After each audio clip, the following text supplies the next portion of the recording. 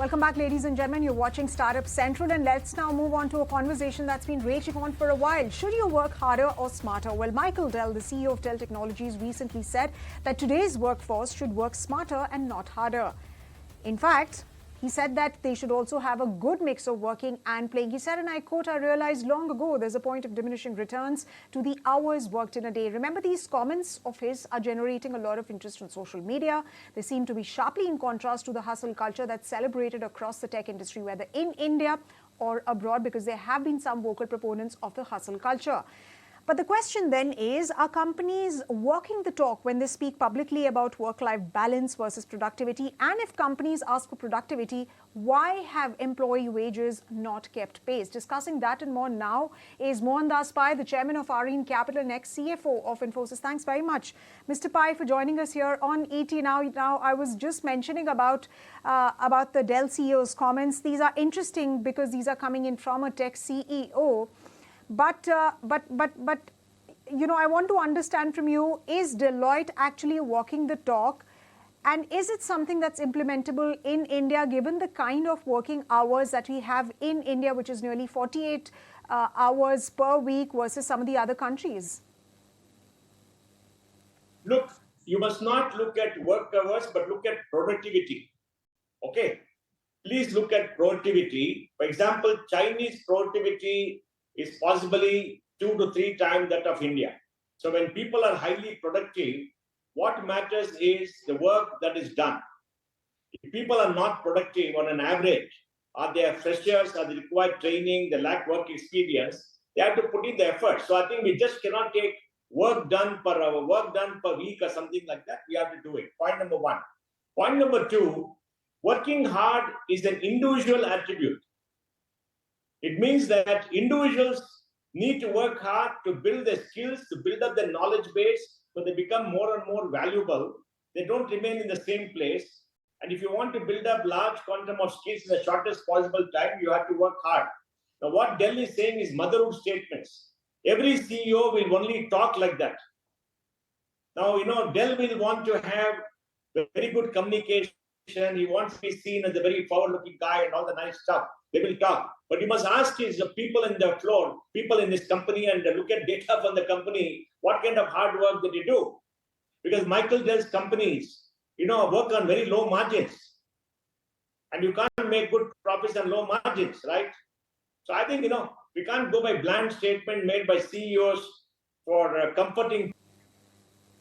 All right, sir. So what essentially you're stating is that there is a difference in what employees are expecting and what is getting delivered to them in terms of wages. And while companies may not actually be walking the talk, but important point that you raised about productivity being key. Now, what we saw after COVID is that companies call back employees to work from office full time.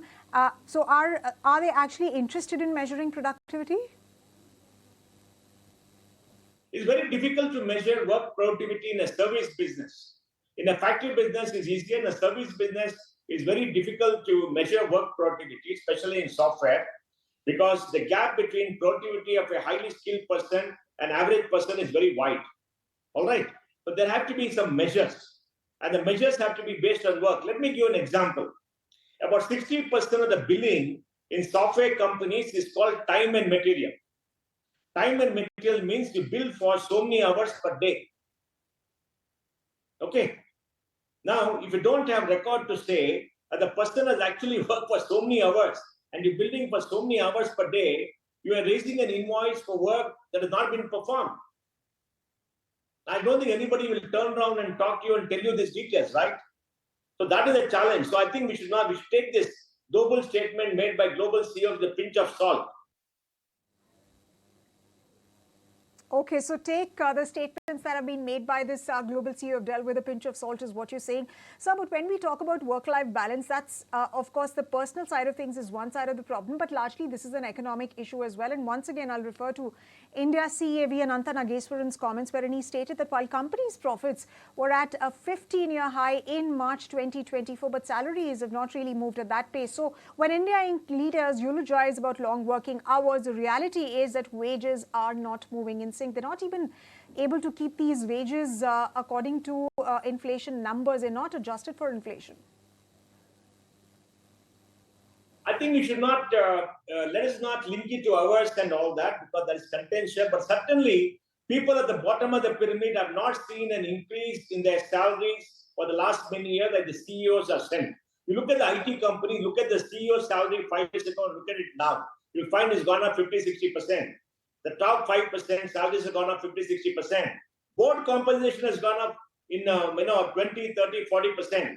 But people at the bottom 20%, salaries may have gone up only 20-25%. Yes, on the relative basis, the most companies are making more profits, but the percentage of wages to value added, I think, has come down because of automation, and they're not paying more. I think they should pay more. In fact, in that Quest study, which Anantha Nageshwaran quoted, that study is based upon a large number of companies who take people on contract. All right, for the job roles, they're taken on contract. And there the wages have hardly gone up 1-2% over 5 years because minimum wages have not gone up. So we must raise minimum wages in this country. In the service area, in the manufacturing area is a very different thing, but I think we should automate more in the manufacturing area, and we should pay for better skills, and we should raise it because cost of living has gone up. All kind of costs have gone up, and people are really in pain. And there is nothing to stop companies from doing that because they're also making money. You look at the auto companies have 60-70% of people on contract. When you have so many people on contract, they don't get paid well. The people who are not on contract get 2 to 3 times what is paid on contract because they've been there a long time. You go to airports and you see some of the staff at the counter, they're all on contract. You hire a contractor and he gets in people and you pay him. Their salary has not gone up in the last 4 to 5 years. So the great degree of exploitation, I would say, of many people in the bottom 50%, and I think India again has to really pay them better. And I'm really upsetting because CEO salaries have gone up. CEO salaries have gone up multiple fold. And the board members are hand in glove with the CEO to pay more and more. And CEOs should be paid more and more. See, I'm not against CEOs getting paid more and more because their pay should be linked to performance. You do very well, you make more profit, you should be paid. That's the natural thing. But you cannot do it at the cost of bottom 60%. Their average has to go up. It has to go up. It at least 7 to 8% a year to meet inflation and needs. And that has not been happening for some time. And that is a matter of great worry. So I agree with Anantha Nageshwaran. And that's what data says. It's not about 1 or 2 industrialists in their office to pay more because that example cannot be taken. We must look at the broad spectrum. For example, I read that article where one of the industrialists said that, no, in my office, I'm paying 8, 10%, 15%. It's not about them. So you can't take your experience. You've got to take the industry-wide experience. And certainly, this is what data says.